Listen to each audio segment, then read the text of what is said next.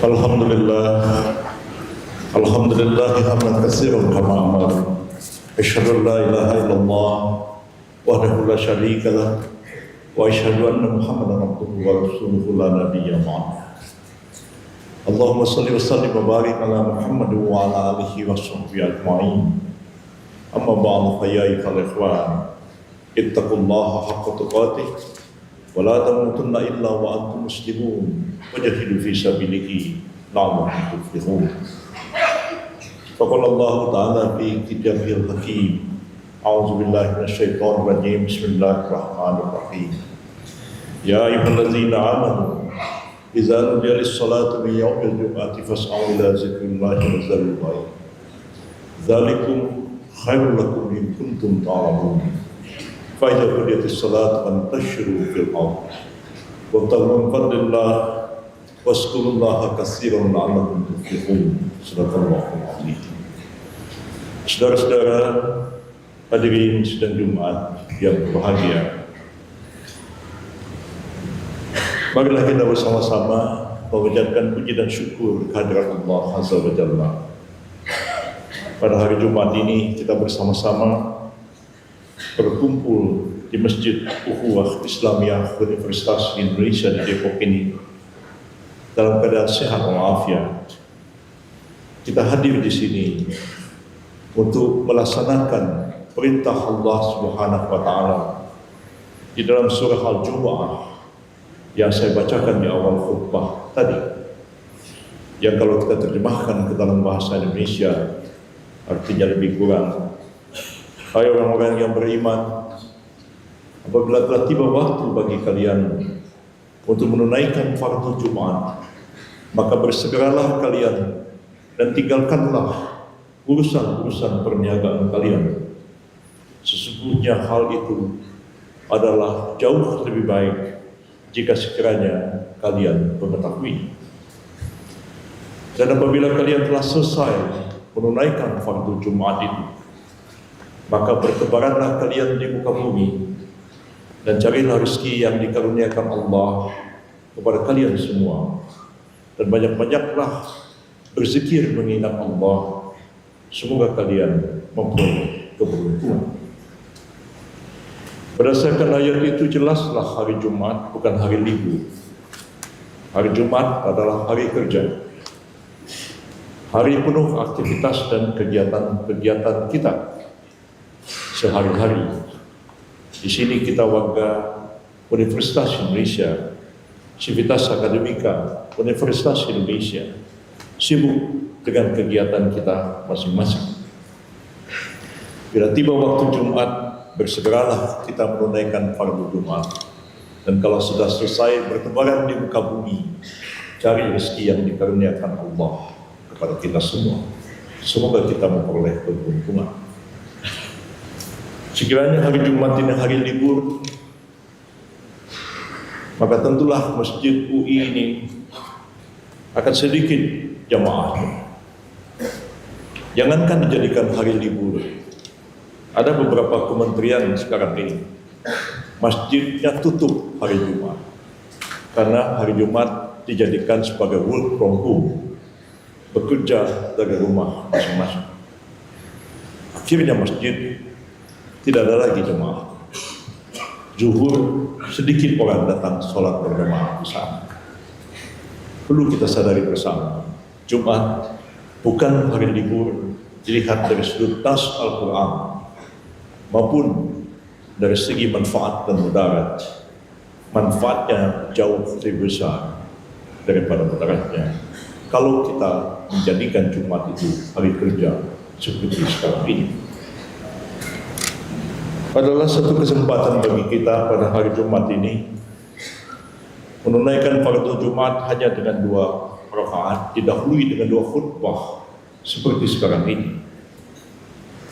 Hadis Rasulullah SAW diriwayatkan oleh Abu Hurairah radhiyallahu anhu mengatakan, hari Jumat itu adalah sayyidul ayyam wa aizul fuqara wa aidul masakin al-khutbatan fiha maqam ra'atain fa iza sayyidul khatib wal mimbar yakhutub Wa may yatakallaman ahadukum faqad laghaw wa man laghaw fala jum'ata. Hari Jumat itu adalah hari yang mulia, hari raya bagi orang-orang fakir, hari berkumpul bagi orang-orang miskin. Dan apabila khatib katakan dua khutbah Jumat itu adalah sama nilainya di fiha maqam raka'atain, dengan 2 rakaat salat fardu yang ditinggalkan. Artinya pada hari Jumat kita tidak menunaikan salat zuhur 4 rakaat, tapi 2 rakaat salat Jumat didahului dengan 2 khutbah. Al-khutbah di fiha maqam raka'atain. 2 khutbah itu sama nilainya dengan 2 rakaat salat fardu yang ditinggalkan. Maka Rasulullah berkata, "Faiza sayyidul khatib wal mimbar yakhtub." Jika khatib telah berkhutbah di atas mimbar, wa may yatakallaman ahadukum faqad laghaw wa man laghaw. Wa may yatakallaman ahadukum. Jangan ada seorang pun di antara kalian yang berkata-kata atau berbicara. Apabila dia berkata-kata atau berbicara ketika khatib sedang berkhutbah, fala jum'atalah, maka tidak ada Jumat bagi orang itu. Mengapa tidak boleh berkata-kata? Karena 2 rakaat itu, 2 khutbah itu sama nilainya dengan 2 rakaat salat fardu yang ditinggalkan. Hadirin sidang Jumat yang bahagia, kita sekarang berada pada bulan Oktober. Sebelumnya September, sebelumnya Agustus. Banyak sekali rangkaian peristiwa yang terjadi dalam sejarah bangsa kita di bulan Agustus, di bulan September, dan di bulan Oktober ini. Pada tanggal 17 Agustus tahun 1945, bangsa kita menyatakan kemerdekaannya kepada seluruh dunia. Pada bulan September terjadi banyak peristiwa. Kaum komunis memberontak di Madiun pada tanggal 18 September tahun 1948. Cukup banyak orang-orang Islam, terutama anggota Partai Masyumi dan NU, yang dibunuh PKI tahun 48. Sayangnya tidak dijadikan sebagai salah satu peristiwa pelanggaran HAM berat yang terjadi di masa lalu, gross violation of human rights, oleh pemerintah yang lalu, yang menyatakan 12 pelanggaran HAM berat, tidak termasuk peristiwa Madiun yang membantai cukup banyak tokoh-tokoh Islam pada waktu itu. 30 September tahun 1945 terjadi lagi peristiwa yang dikenal dengan peristiwa gerakan 30 September PKI, yang sejarahnya tentu kontroversial kalau ditulis ulang pada masa sekarang ini. Oktober 45 lahirlah Tentara Nasional Indonesia TNI, dan seterusnya dan seterusnya. Coba kita renungkan rangkaian peristiwa ini dan kita lihat dari perspektif agama kita, agama Islam. Kemerdekaan pada tahun 1945 itu kita nyatakan sesungguhnya kemerdekaan itu adalah hak segala bangsa. Oleh sebab itu maka penjajahan di atas dunia harus dihapuskan karena tidak sesuai dengan peri kemanusiaan dan peri keadilan. Tegas pendirian kita. Kemerdekaan adalah hak segala bangsa. Cukup banyak ayat-ayat Al-Quran membahas kemerdekaan dan menolak atau menentang kezaliman, penindasan, termasuk penjajah.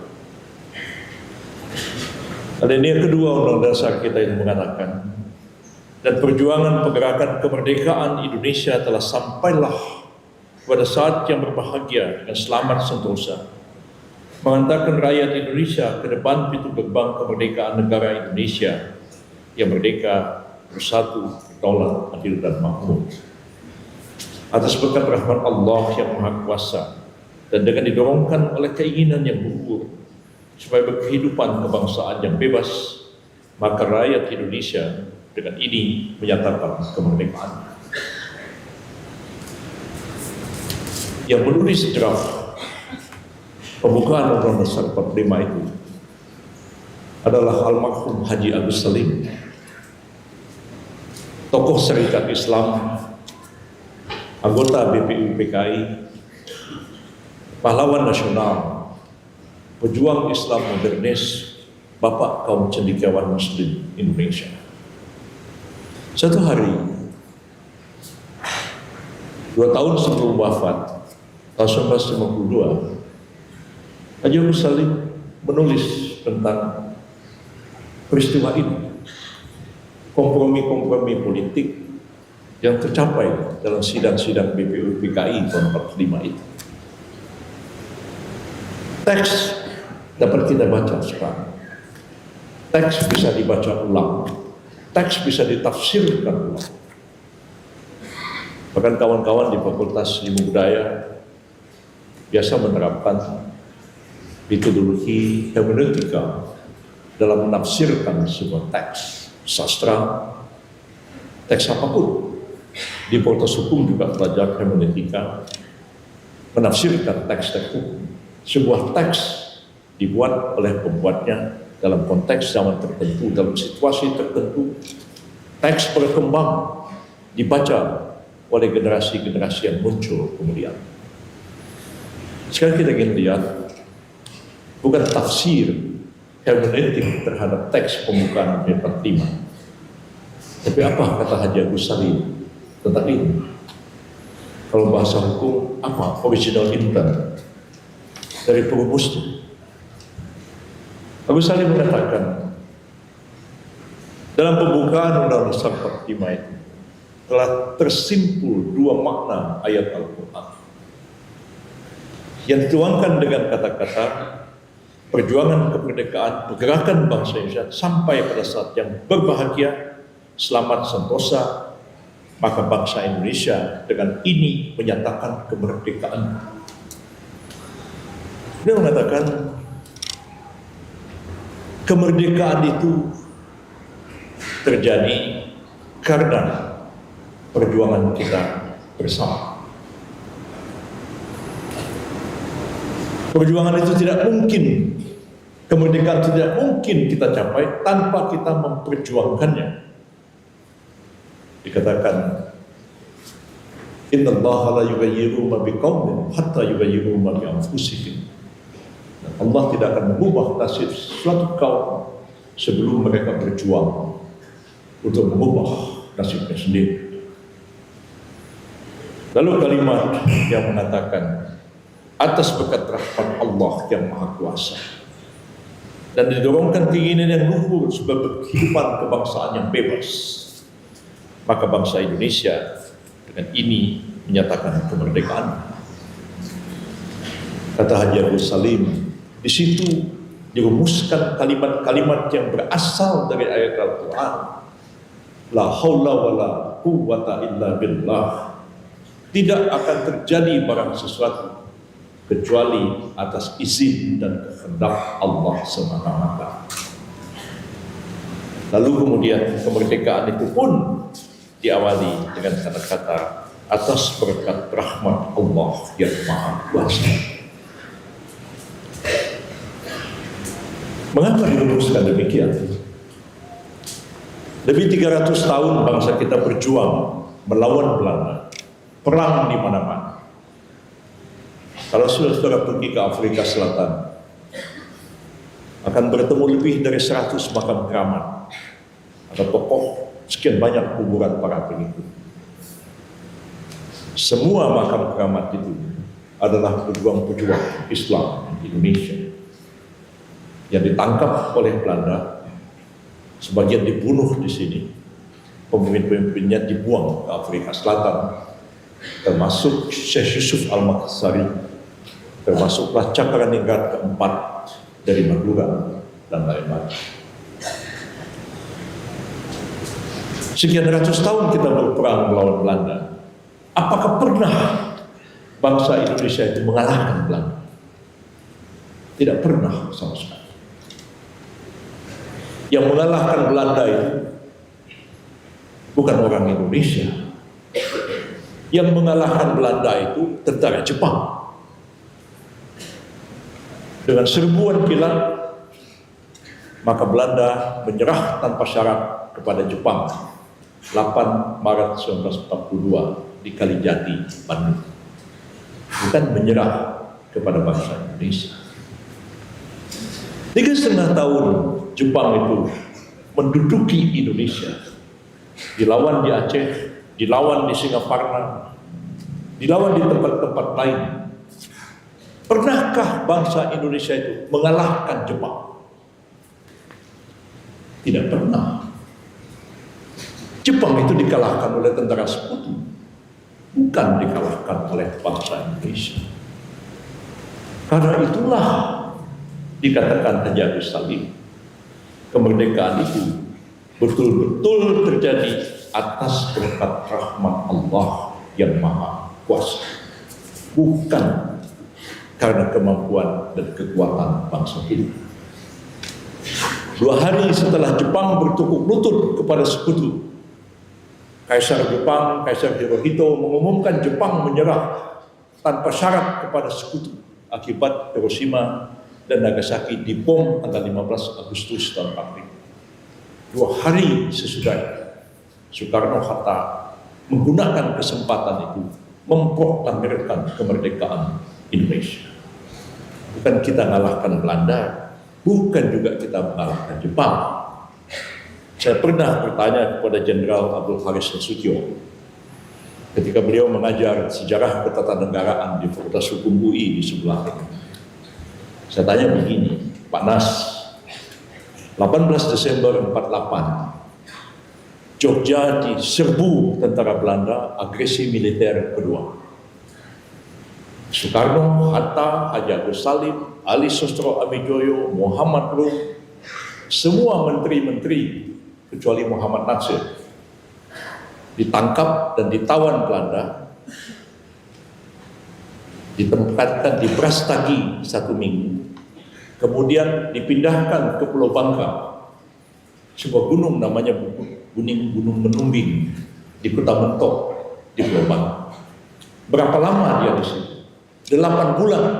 Soekarno, Hatta, menteri-menteri ditawan Belanda selama 8 bulan. Belanda bilang Republik sudah bubar. Tapi untung Syafruddin perwira negara berhasil membentuk pemerintah darurat Republik Indonesia dari hutan-hutan di sekitar Bukit Tinggi di Sumatera Barat. Pertanyaan kepada saya, pada Jenderal Nasution, selama 8 bulan Presiden, Wakil Presiden, para menteri ditawan di Pulau Bangka. Pernah nggak tentara Indonesia, TNI, menyerbu Pulau Bangka untuk membebaskan Soekarno-Hatta dan para menteri di sana? Tidak ada satupun catatan sejarah yang mencatat peristiwa itu pernah terjadi. Pak Harto menyerang Jogja, serangan umum 1 Maret 49. Untuk apa menyerang Jogja? Jogja sudah kosong. Presiden, Wakil Presiden, para menterinya ditawan di Pulau Bangka. Jogja sudah kosong. Bukan lagi ibu kota. Ibu kotanya sudah pindah ke Bukit Tinggi. Banyak peristiwa-peristiwa yang kadang-kadang perlu kita pikirkan ulang. Saya mengatakan ini semua supaya kita menyadari negara ini, negara kita bangun dengan susah payah, dengan darah dan air mata, dengan perang, dengan diplomasi. Terus mau kita apakan negara kita ini? Kita orang Islam ini jangan jadi penonton di negara. Belanda dulu memang mengkotak-kotakan bangsa Indonesia. Presiden Prabowo berpidato di PBB kemarin, agak keras pidatonya. Beliau bilang 300 tahun bangsa kami dijajah, diperlakukan semaunya, diperlakukan lebih rendah daripada anjing. Itu ada di kolam renang Manggarai zaman dulu. Ada tulisan dalam bahasa Belanda.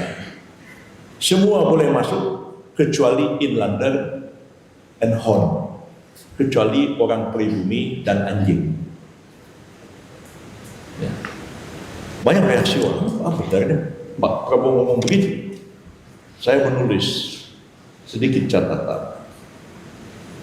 Apa yang dikatakan Presiden Prabowo itu bukan omong kosong. Kalau kita baca pasal 135 Indices Stat Reveling, Undang-Undang Dasarnya Hindia Belanda, di sana dikatakan apa? Penduduk Hindia Belanda dibagi ke dalam 3 golongan. Pertama, golongan Eropa, orang Belanda, Inggris, Prancis, dan lain-lain. Kedua, golongan timur asing, orang Cina, orang India, orang Jepang, dan lain. Ketiga, golongan inlander, bahasa Belandanya, atau golongan bumi putra atau golongan pribumi. Adanya orang Arab. Meskipun orang Arab itu adalah orang timur asing, tapi oleh Belanda orang Arab itu disamakan dengan inlander. Kenapa? Karena orang Arab itu beragama Islam. Tapi orang inlander yang beragama Kristen disamakan kedudukannya dengan orang Belanda. Orang Minahasa Kristen, orang Ambon Kristen, itu kedudukannya sama dengan orang Belanda.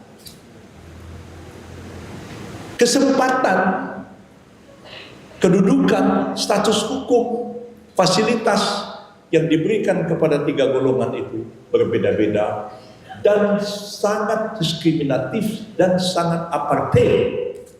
Itu yang dikatakan Pak Presiden. Kita diperlakukan secara apartheid. Betul, kita kalau ingat apartheid hanya Afrika Selatan.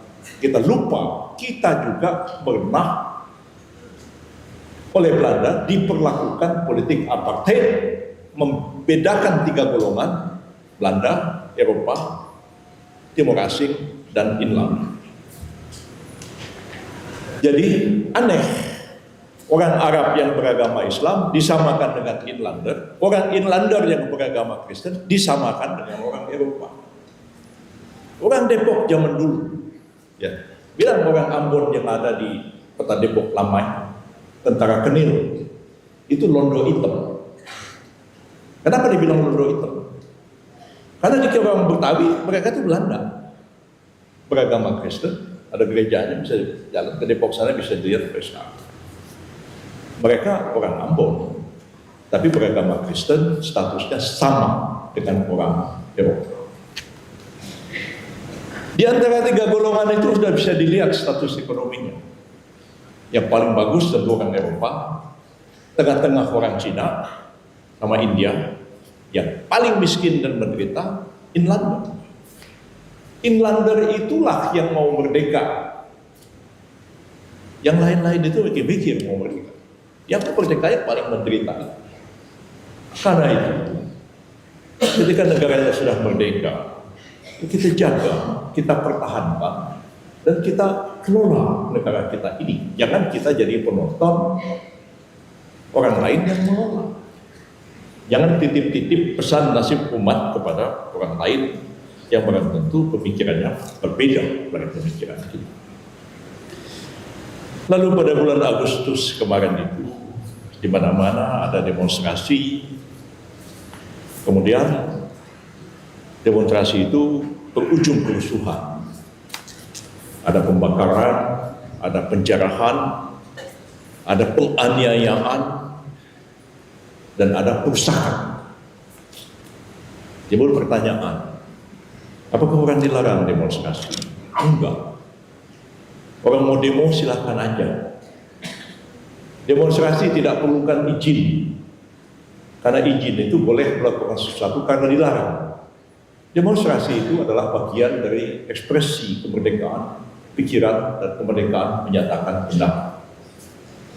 Nggak perlu izin, kok cuma ngasih tahu aja sama polisi. Besok kami mau demo, polisi akan kawal orang demo. Tidak pernah orang dilarang atau ditangkap karena demo. Pada waktu awal dia tangkap 6.000 orang, 3 hari kemudian dilepaskan. Karena ini cuma demo, ini mahasiswa, nggak perlu, lepaskan semua.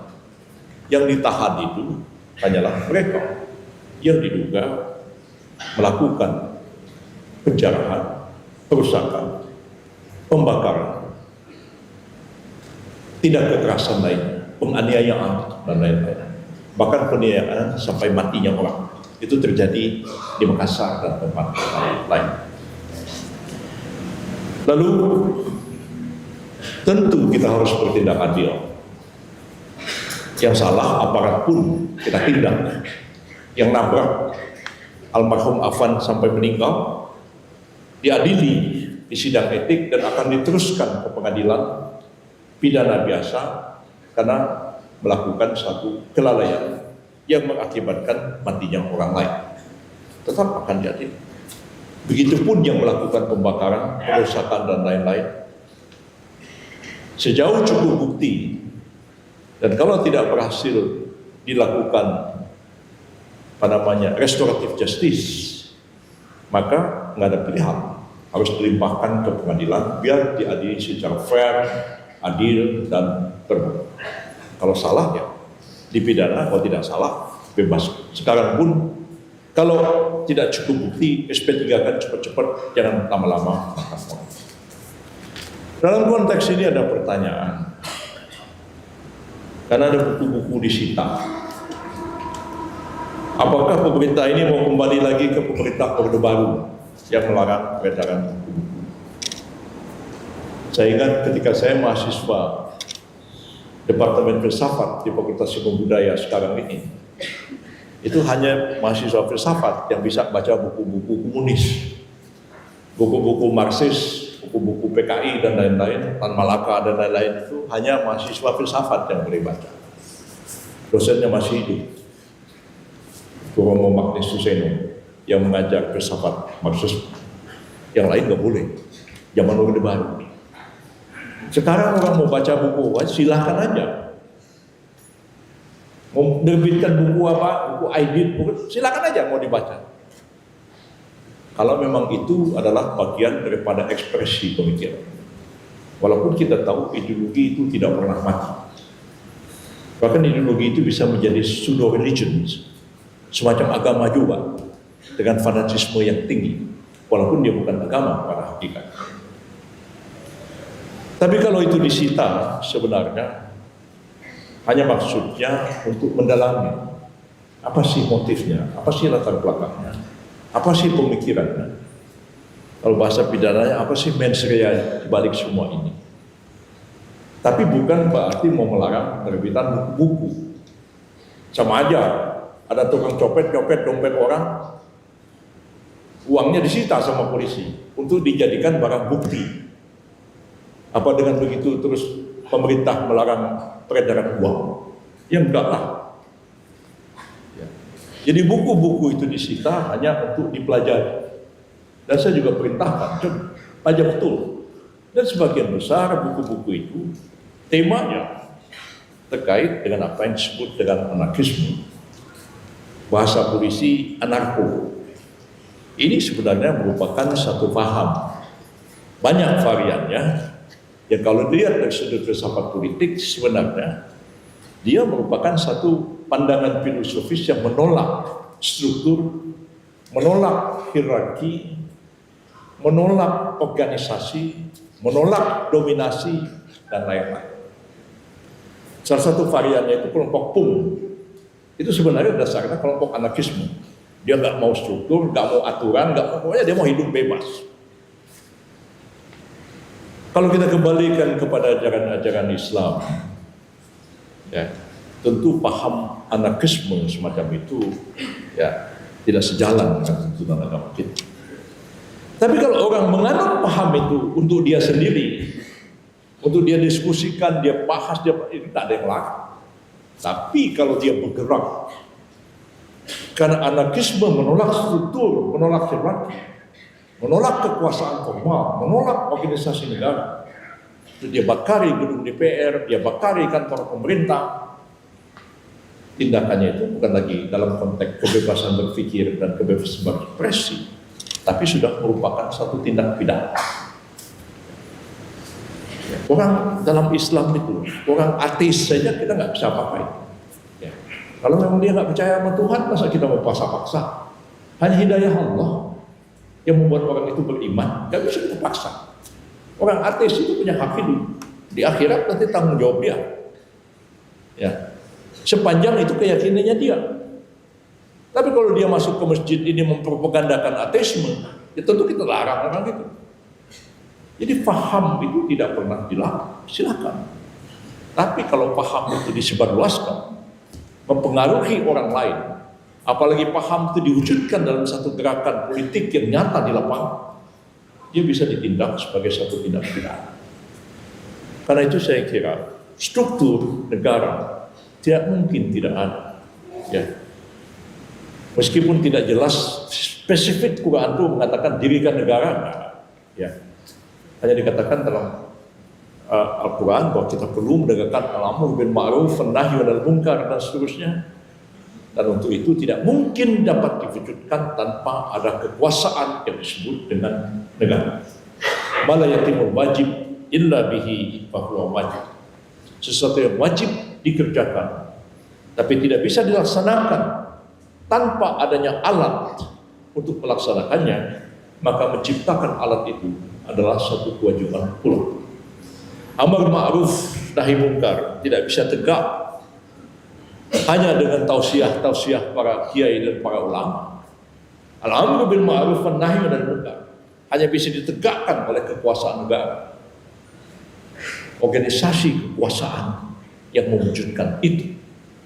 Makanya jangan salah paham kita membaca hadis Rasulullah.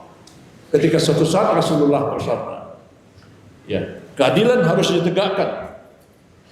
Jika sekiranya Fatimah anakku mencuri, akan aku potong tangannya. Itu jangan dipahami bapak dengan anak.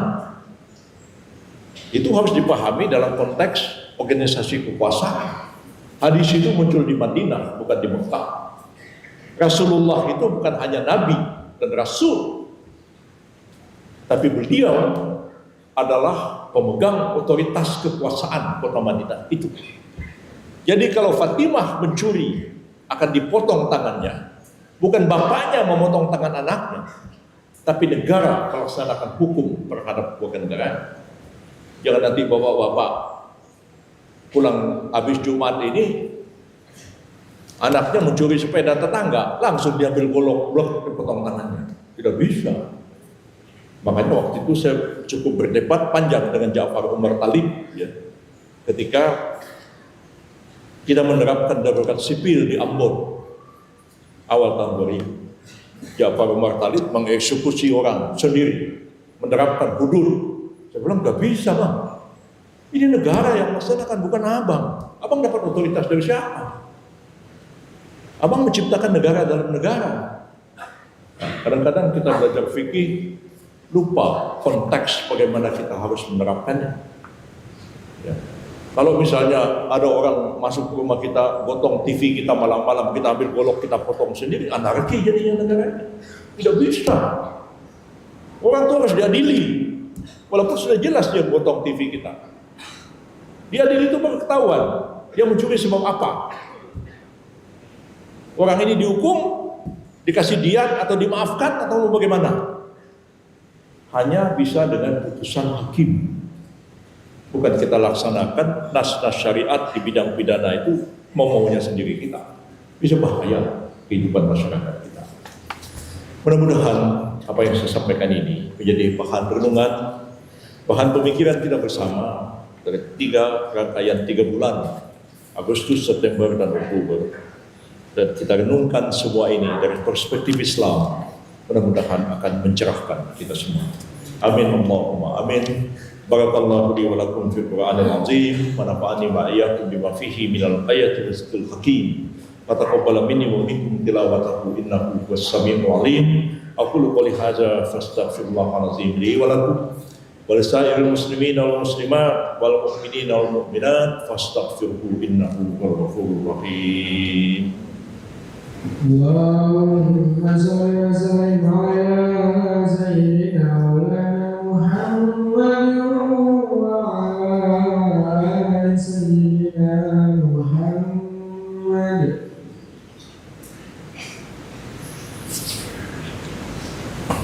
Alhamdulillah wa syukurillah wa la ilaha illallah wallahu akbar wa la hawla wa la quwata illa billahi al-aliyyil azim. Asyhadu an la ilaha illallah wahdahu la syarika lah wa asyhadu anna Muhammadan abduhu wa rasuluhu khairu khalaiqi wal rasul. Allahumma shalli wa sallim wa barik ala Muhammad wa ala alihi wa sahbihi wa sallam. Ibadallah, ittaqullaha ta'ala bismillahirrahmanirrahim wa tahu amanah wa hazan wa Allah ma'arafu bi'amrin adari fihi binafsi wa sallallahu malaikatal subhati bikutsi wa sallallahu ayyuhal muslimuna min mubaraki jini wa insi wa qala ta'ala biru wa amira inna allaha wa malaikatahu yusalluna ala nabi ya ayyuhalladzina amanu sallu alaihi wa sallimu taslima. Hadirin yang saya muliakan, untuk menutup khutbah yang kedua ini, marilah kita bersama-sama memanjatkan doa hadirat Allah Azza wa Jalla. Bismillahirrahmanirrahim. Alhamdulillahirabbil alamin. Wassalatu wassalamu ala asyrafil anbiya'i wal mursalin wa ala alihi washabbihi ajma'in. Allahumma ighfir lana dzunubana wa liwalidina warhamhuma kama rabbayana shighara wa li jami'il muslimina wal muslimat wal mu'minina wal mu'minat al-ahya'i minhum wal amwat. Innaka sami'un qaribun mujibud da'wat wa yaqdi'ul hajat. Allahumma nas'aluka ridhaka wal jannah wa na'udzubika min sakhatika wan nar. Allahumma innaka afuwwun karimun tuhibbul 'afwa fa'na ya karim. Rabbana zalamna anfusana wa illam taghfir lana wa tarhamna lanakunanna minal khasirin. Rabbana atina fid dunya hasanah wa fil akhirati hasanah wa qina azabannar. Walhamdulillahi rabbil alamin. Ibadallah, innallaha ya'muru bil 'adli wal ihsan wa ita'i dzil qurba wa yanha 'anil fahsya'i wal munkari wal baghi ya'izukum la'allakum tadhakkarun. Fastaghfirullahal 'azim yaskurkum waskuruhu ala ni'amihi yazidkum wa la dzikrullahi akbar. Aqimish shalah.